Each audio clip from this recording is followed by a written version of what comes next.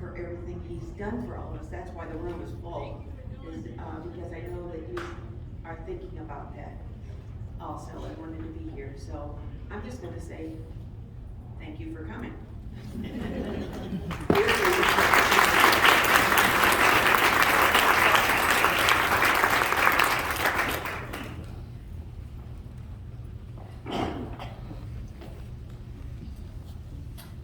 On the way over, Liz Ashley ran into me in the parking lot and she said, "Do they let you come to this?" And I said, "No, not normally," but I said, "I'm the speaker tonight, so I guess they had to let me here." Am I making history? Yes. Yes. There's never been a man here. No. Well, they serve. Other than the Navy Beals. Oh, there have been some to serve. Well, that's good. Well, I'm here to serve too tonight. And I am really glad to be here. I have to start with a story. When I was director of education for the diocese, some lady who lived in Colorado, I think, God. named Barbara Furtick, came to interview for a job. And we didn't hit it off at all. And I thought, I don't think I can work with her. This is 45 years ago, probably, or so. But I got here to St. Nicholas Parish, and there's this lady named Barb Furtick who came to talk about possibly working here. And we have worked together beautifully for 38 years. She is a treasure.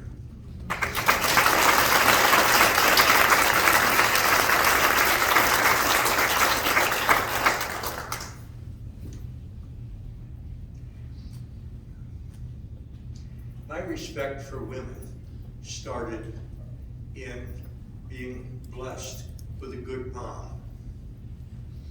And that's a good place to start tonight, because being a good mom is one of the most important ministries in the church. And what they asked me to talk about tonight is women's gifts and women's ministries. So I want to start, I'm going to talk about three things. I'm going to talk about gifts that I've seen in women.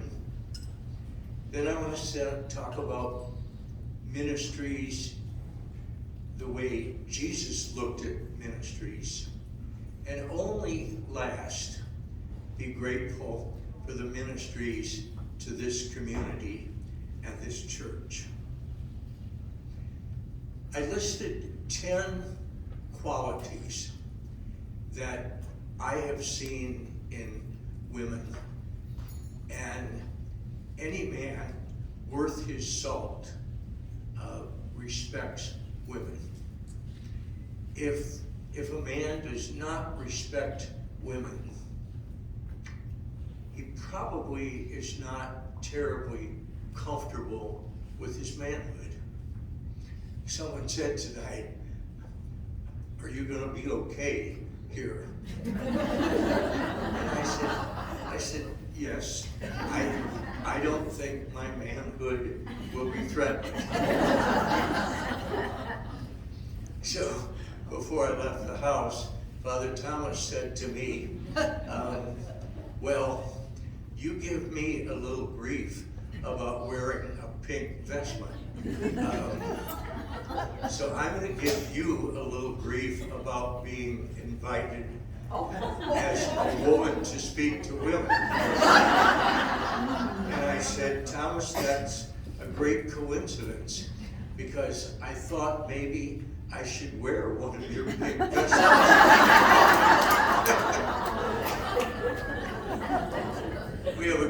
tough relationship to banter that way. But the first quality about women is going to surprise you. It's not going to be where you think I would start.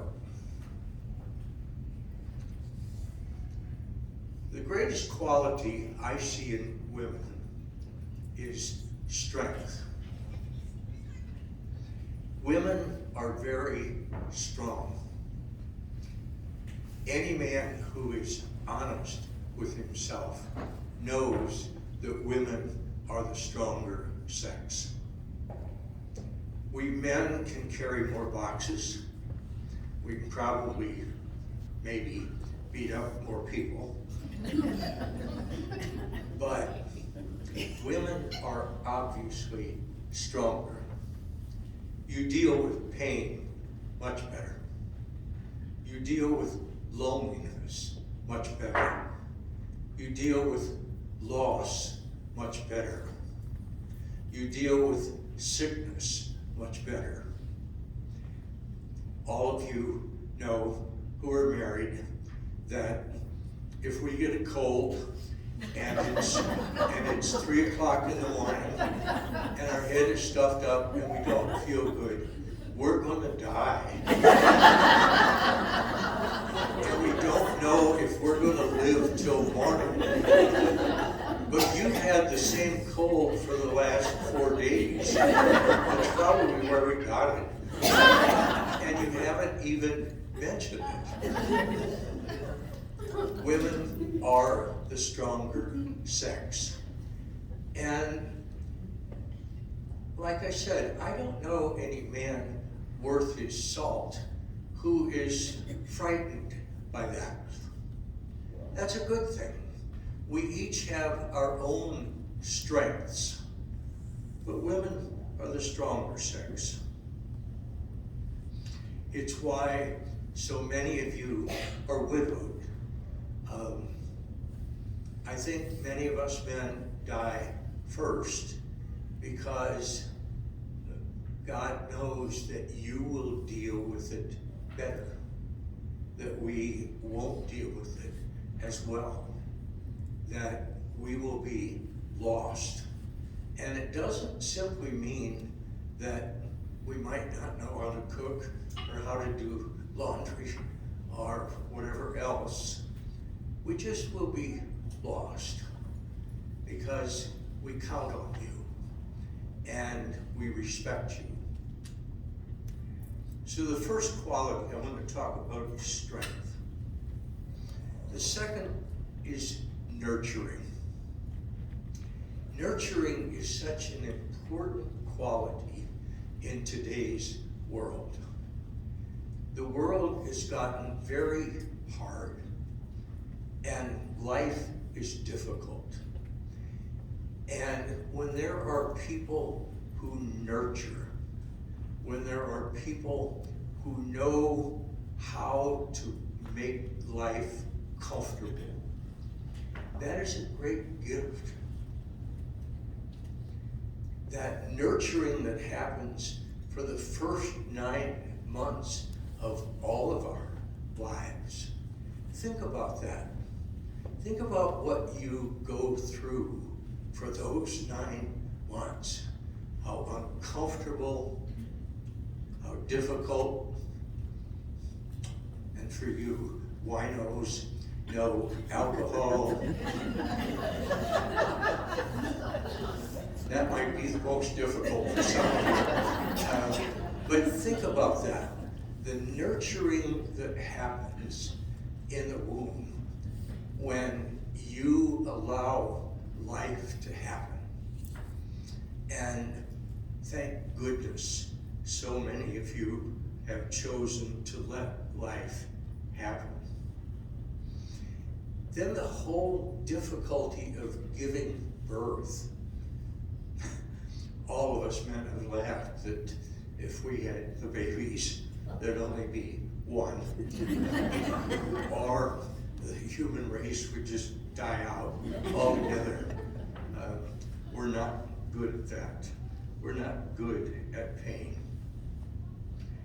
nurturing, giving life, strength, compassion. One of your greatest qualities as women is your ability to have compassion. And when I say that, you could say, but men have this quality too. Yes, all of the qualities I'm mentioning, men also have, especially if they allow themselves to be in touch with the feminine side of them. Because all of us, man or woman, have both sides. We have a masculine side, we have a feminine side, and one is more dominant. But if we're healthy, we will be in touch with the other side, the side that is not as dominant. So you can say, but men are compassionate too. I hope so.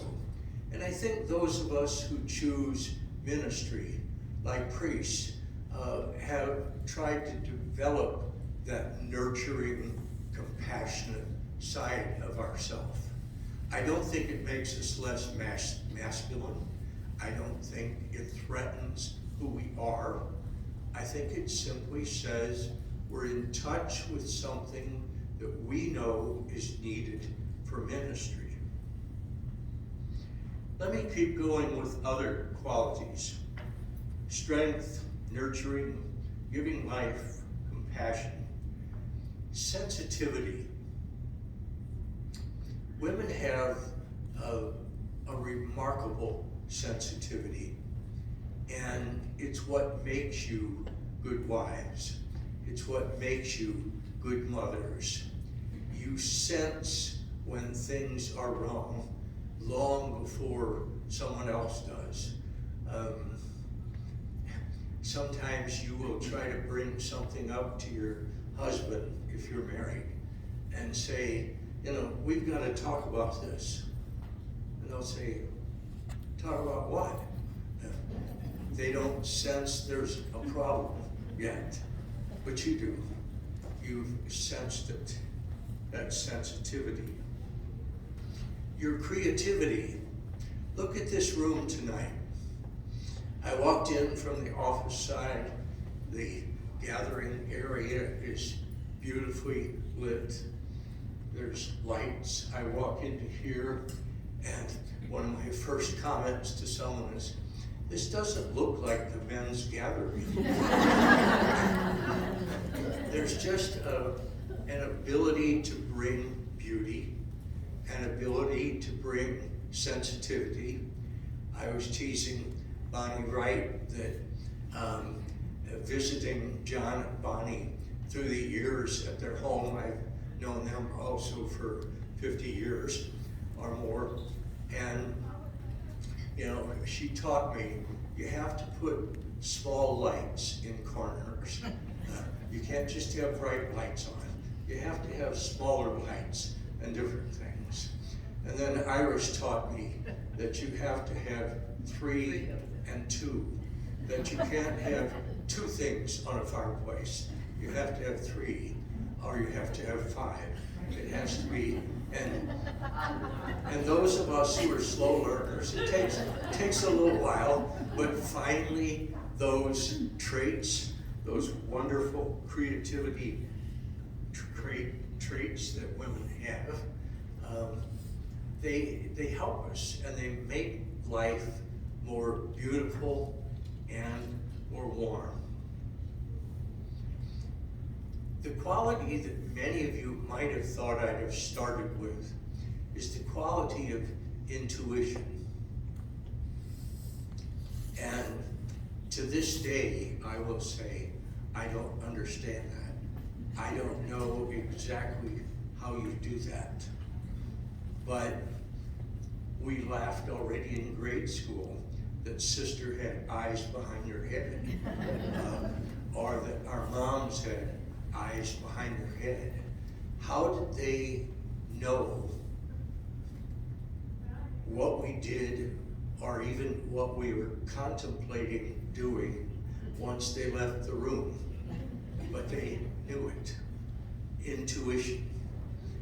And that's a wonderful gift because it's a way of knowing. You know, when men talk about being very logical, the implication is that women aren't logical. Now, that's not true. But with men being logical, we don't always know how do you intuit so many things. How do you sense things? But because you do, it's what makes you a good mother. You know, the other day in the office to the readings, a priest that lived centuries ago, Saint Bernardine of Siena, said, God never asks something of us without giving us the gifts to do that job. God has asked you to be wives or mothers or single women who are dedicated to work and helping others. But he gives you that gift of creativity, of intuition.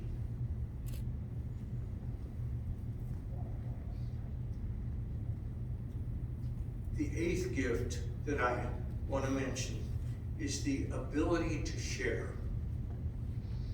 I think it's why you live longer. I think it's why you don't have as many issues as men do. Women can sit and talk with each other. I sometimes talk about this with married couples, and I'll talk about it in terms of nakedness. And I'll say, you know, men don't have any problem being physically naked. Women want to go to a locker room that's got some cubicles and got some areas where they can be a little more modest and get dressed in a more modest way. Men can have 8 or 10 guys in a shower room and nobody cares.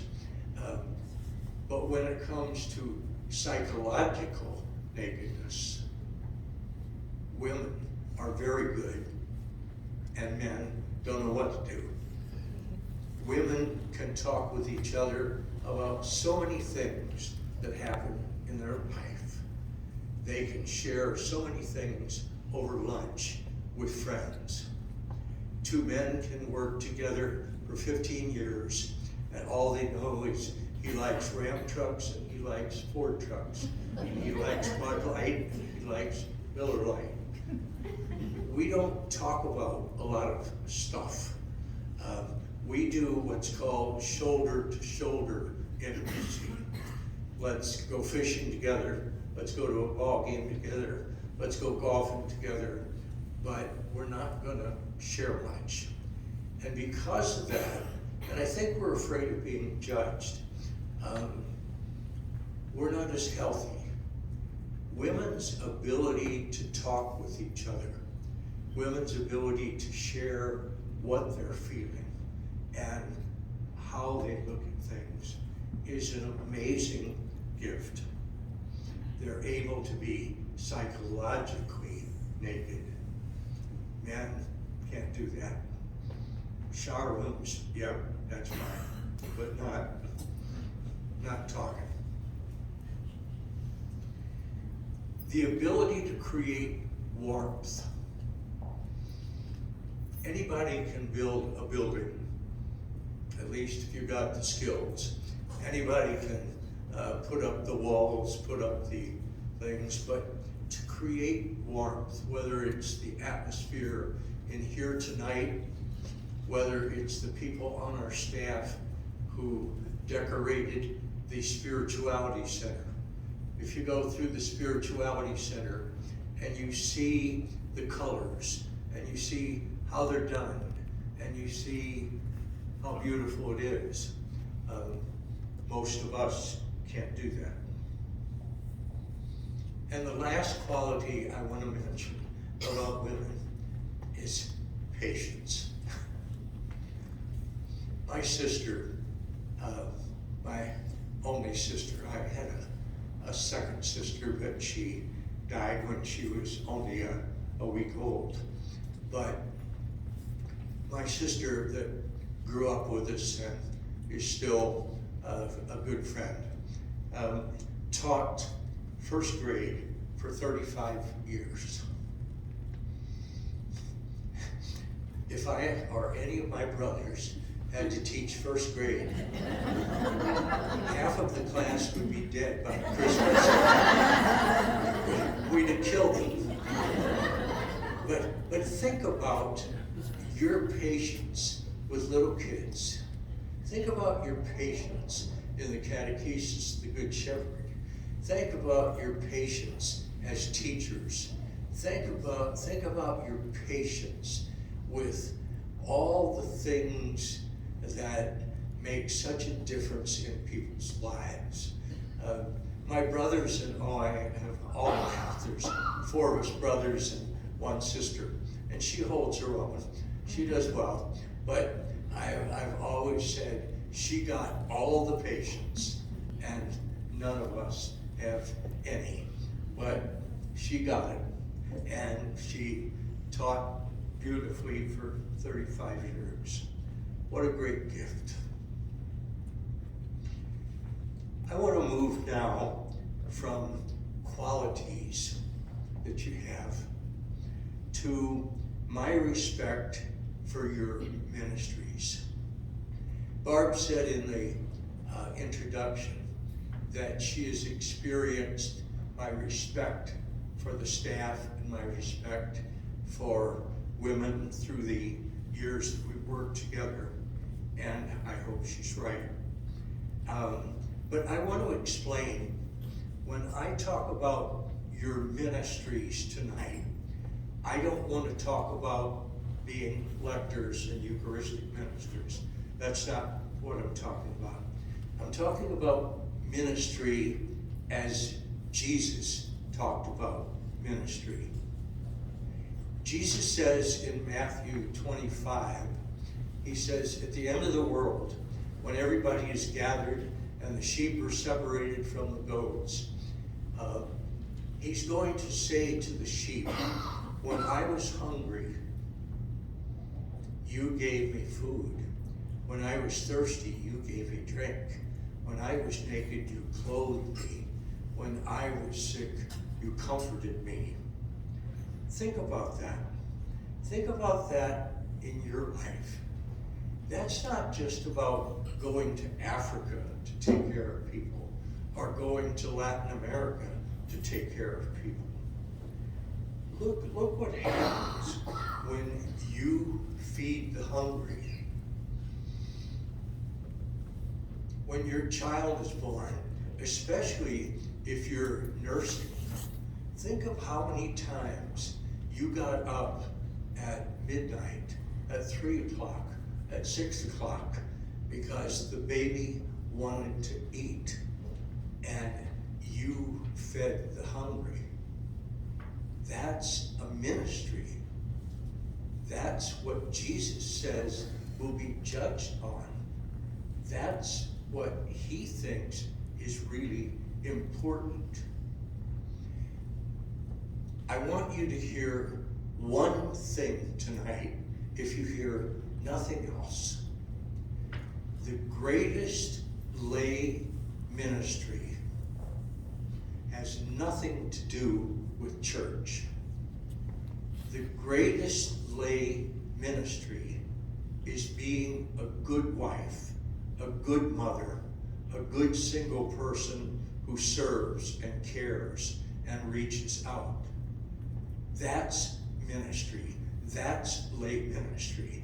Long before anything you do at church, lay ministry is being a good mom, being a good wife. Think about that. Look at how many times you, as a mom, have fed the hungry. How many times you have given drink to the thirsty. How many times you have clothed the naked. And any of you who've had little boys, you know that when they're about 2. You try to change their diaper, and the diaper comes off and they're naked, and they take off through the house. They love it. Love to run through the house completely naked.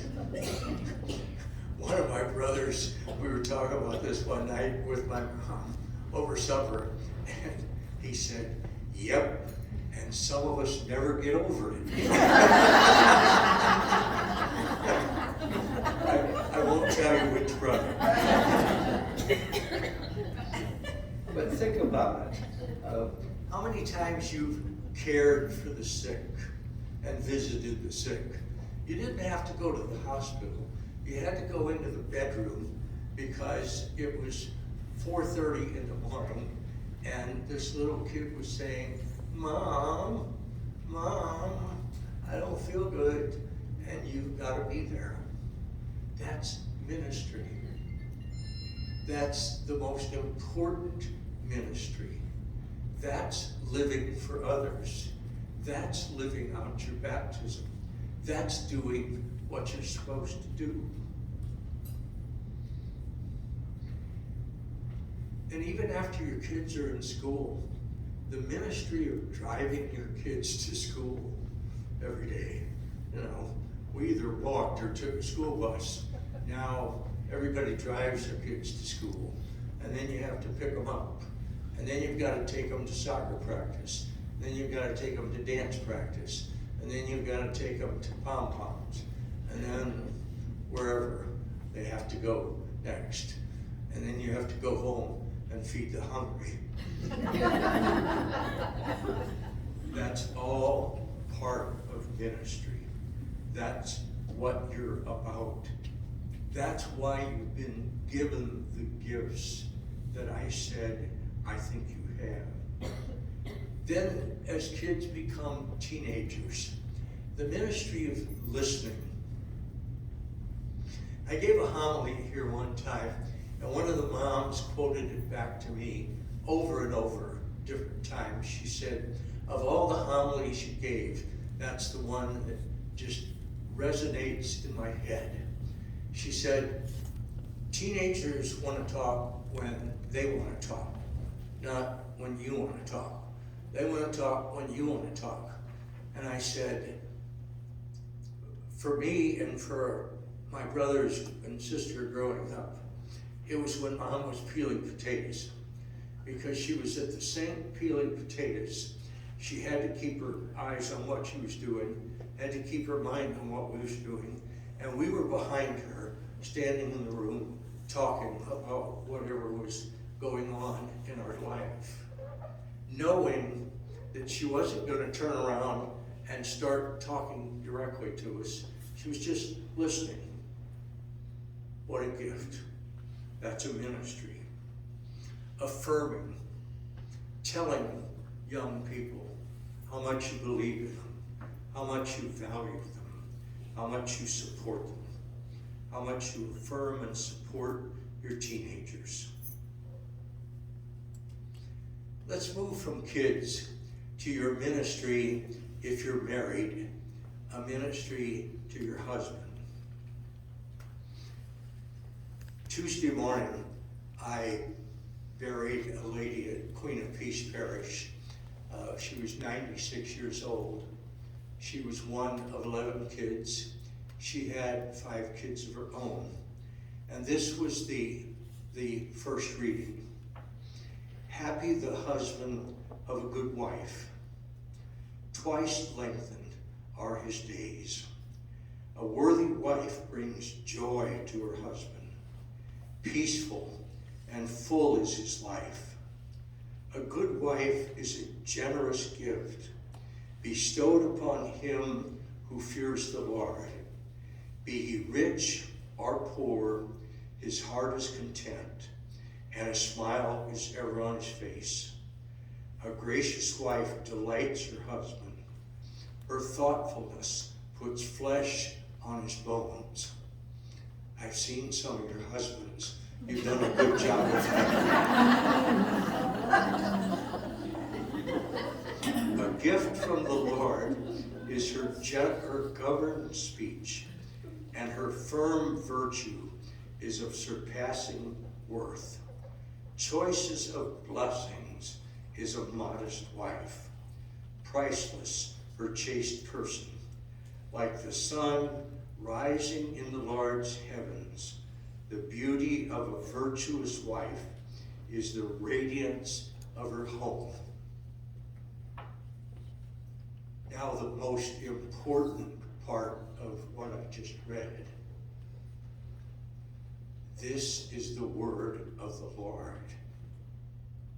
Thanks be to God. This is what God says. This isn't what I'm saying. This is what God says. God says he believes that a virtuous wife is a complete gift to her husband. What a wonderful ministry that is. Blessed is the husband with a good wife.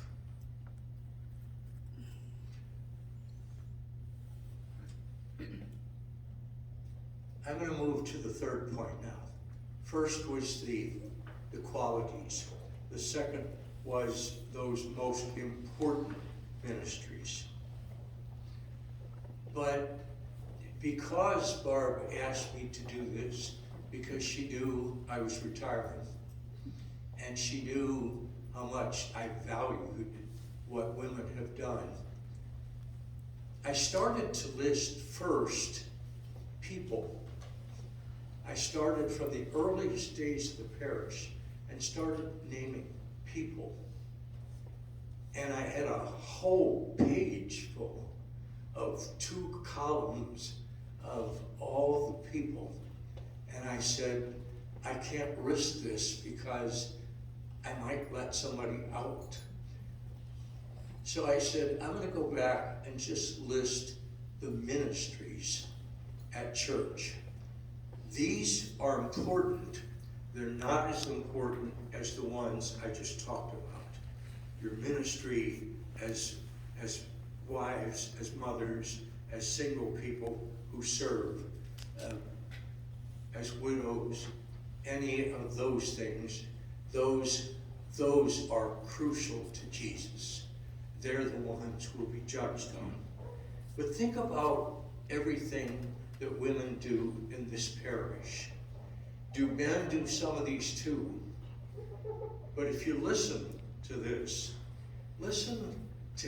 just think in your mind what the ratio is of men and women in this ministry. Catechists, teachers at school, PSR, Catechesis of the Good Shepherd, youth ministers, staff members, business administrators, secretaries. Now they're called, I think, administrative assistants, but whatever they're called, they protect us wonderfully. If you ask any secretary who works for a priest, part of her job is protecting him from some things that he just doesn't have to deal with that day. Sacristans, musicians, choir directors, cantors, lectors, Eucharistic ministers, servers. Thanks be to God, finally, some girl servers. Committee members, board members, council members, trustees. I'll mention one lady's name. My first choice for a woman trustee was Iris Stoudemire. And I don't think any of you would disagree with that. And if I hadn't chosen her, she'd have haunted me.